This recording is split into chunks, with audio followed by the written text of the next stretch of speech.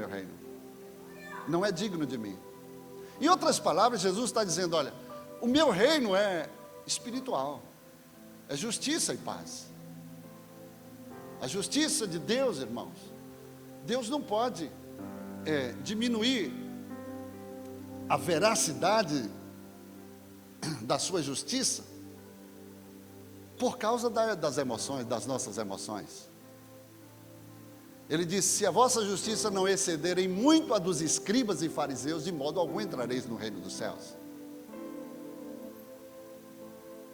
Infelizmente, hoje, como a gente vê aqui os discípulos, nós somos almáticos, emocionais. Aqui no contexto, quando Jesus disse que é chegada a hora de se entregar aos seus inimigos para ser morto e ao terceiro dia ressuscitar, todos eles chegaram para Jesus e disse, está aqui em um dos evangelhos, nós te seguiremos e não te abandonaremos.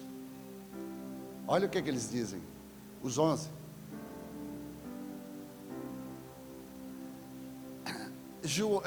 Judas e Iscariotes, quando Jesus diz assim, olha, aquele que mete a mão no prato comigo, este me trairá. E o que tiver que fazer, faze-o depressa. Sabe o que aconteceu? A Bíblia diz que na hora que ele meteu a mão no prato, o diabo entrou em Judas. Na hora que ele meteu a mão no prato, o diabo entrou em Judas. Você sabe qual é o tempo que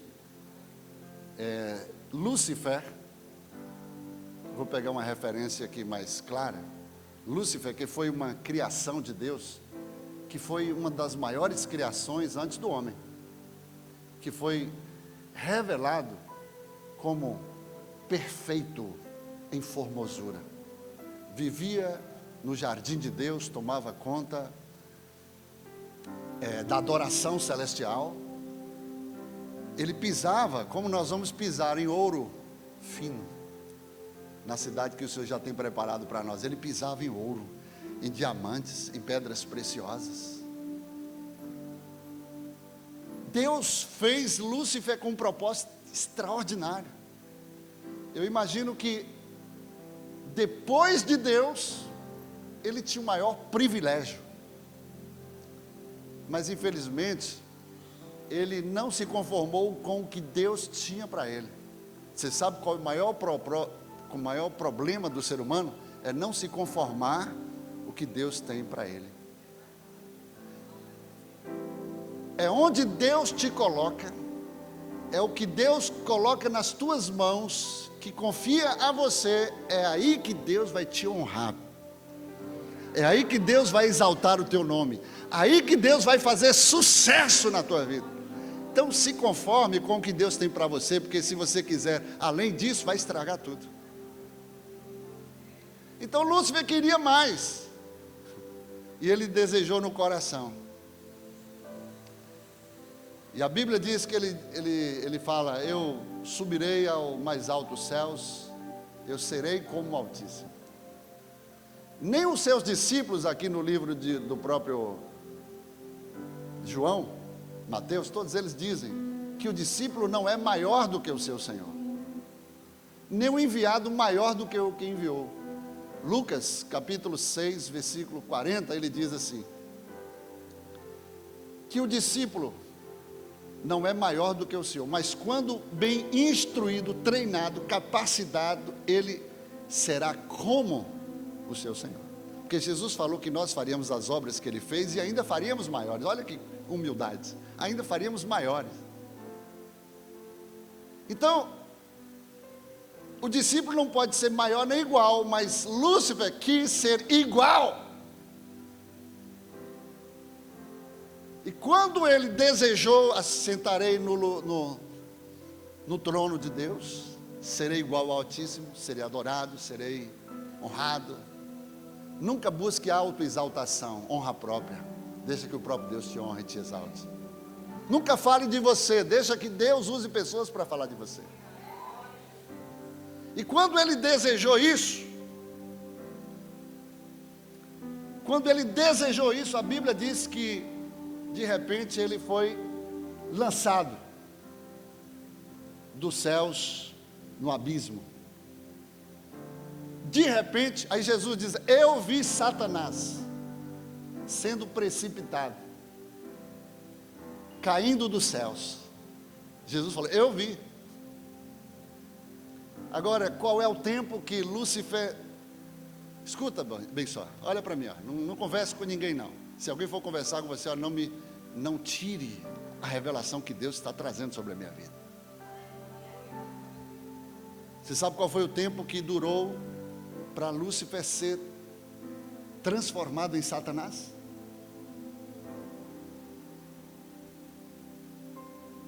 Jesus falou: eu vi quando Satanás caiu como um raio. Você sabe qual é o tempo do raio? O tempo da luz? Alguns físicos, matemáticos sabem, estudiosos. Mas o tempo em que Satanás foi transformado, Lúcifer, anjo de luz, querubim ungido, foi transformado em Satanás, inimigo de Deus. A luz foi transformada em trevas, em escuridão. Foi o tempo em que um pensamento errado, quando entrou no seu coração, um pensamento errado foi consolidado. Em outras palavras, quando entra um pensamento errado em você, você tem a oportunidade de não decidir. Porque Deus é um Deus longânimo, Deus é um Deus de misericórdia. E muitas pessoas às vezes colocam coisa na nossa cabeça, muitas coisas erradas, e você às vezes está tomado por aquilo, mas no momento que você decide, o diabo entra. No momento que você bate o martelo, o diabo entra. E Jesus falou que o que está no teu coração para fazer, faze-o depressa. Na hora que ele mete a mão no prato, o diabo entrou. Ah, você não entendeu. Deus é Deus de misericórdia, é Deus de revelação, que ainda diz para você. Por que Deus falou assim: olha, não comas do fruto da árvore do meio do jardim, porque no dia que dela comeres, certamente morrerás. Irmãos, Deus não colocou a árvore no final do jardim, no fundo do jardim, não colocou no canto do jardim, mas colocou no meio do jardim, porque é normal que nós passemos pelo meio. E Deus não é Deus de confusão. Ele chega e diz assim: olha, você vai ver, vai conviver, vai passar, toda hora você vai passar pela árvore, o fruto é desejoso ao paladar, mas você não vai comer, porque no dia que você comer, você vai morrer. E Deus coloca exatamente no meio. Sabe por quê? Porque nós temos que ter o temor de Deus. Nós temos que associar a voz de Deus aqui dentro do nosso coração, porque o coração é enganoso. Nós temos que reconhecer a voz de Deus, porque existem muitas vozes, até mesmo no jardim havia muitas vozes. E mesmo Deus tendo falado para o homem ainda se deixou levar por outras vozes. Voz do coração, voz do homem, voz natural, voz da velha serpente, voz do profeta velho, ou do velho profeta, e a voz sacerdotal, a voz de Deus. Muitas vezes nós ouvimos a voz de Deus pelo sacerdote, como Eli falou para Samuel: quando Deus falar, diga para ele: fala que o teu servo ouve. E ele ouviu na voz do sacerdote.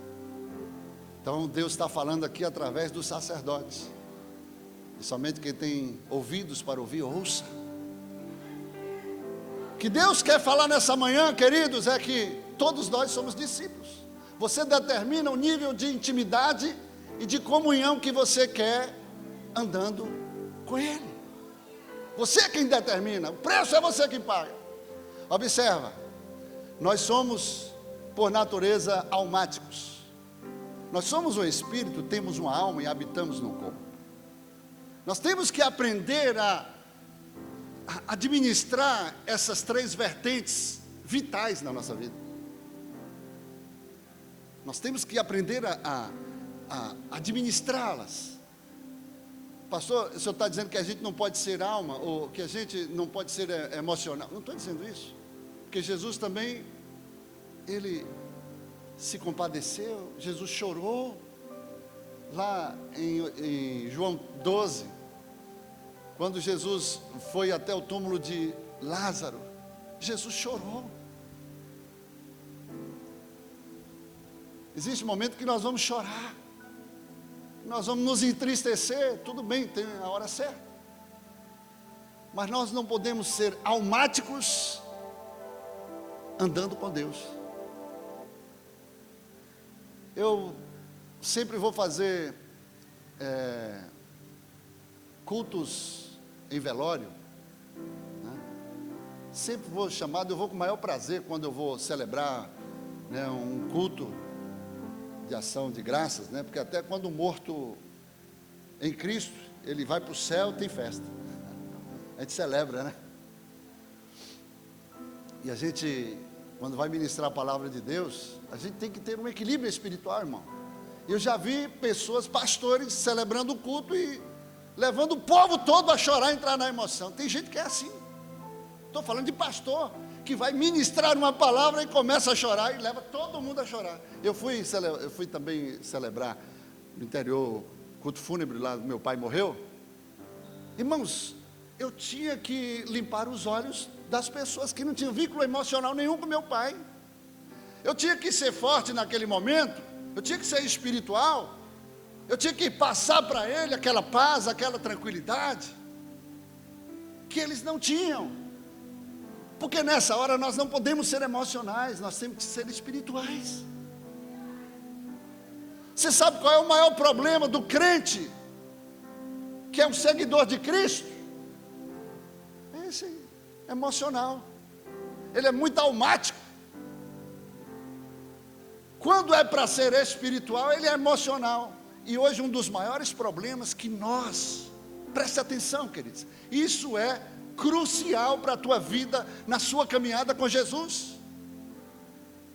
As pessoas que são mais emocionais, eu tenho uma mensagem que diz que atitudes emocionais podem frustrar projetos divinos, podem abortar projetos divinos, podem interromper projetos divinos e pode destruir projetos divinos. Lembra de João Batista? João Batista, ele foi a pessoa certa, ele foi criado por Deus, preparado por Deus, treinado por Deus, alimentado por Deus no deserto. Não foi os pais, não. E ele cumpriu. Jesus bateu palma para ele, mas no finalzinho, ele, porque estava preso, teve uma visagem de uma cabeça numa bandeja. Ele se emocionou e mandou os seus discípulos perguntar a Jesus se ele era verdadeiramente o Messias ou se ele haveria de esperar outro.